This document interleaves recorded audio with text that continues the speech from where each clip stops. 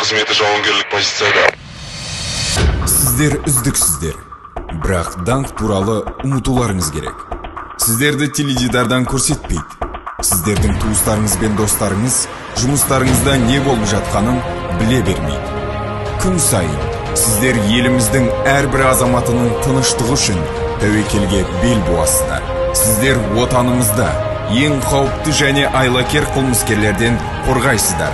Сіздер түрлі салалардағы ең үздік сарапшы боласыздар.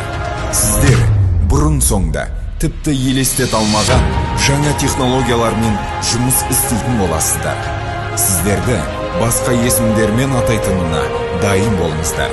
Және сіздер бөтен біреудің өмірін сүресіздер. Сіздер батыл және аусар арнайы операциялардың авторлары боласыздар. Сіздердің өмірлеріңіз енді бұрынғыдай болмайды.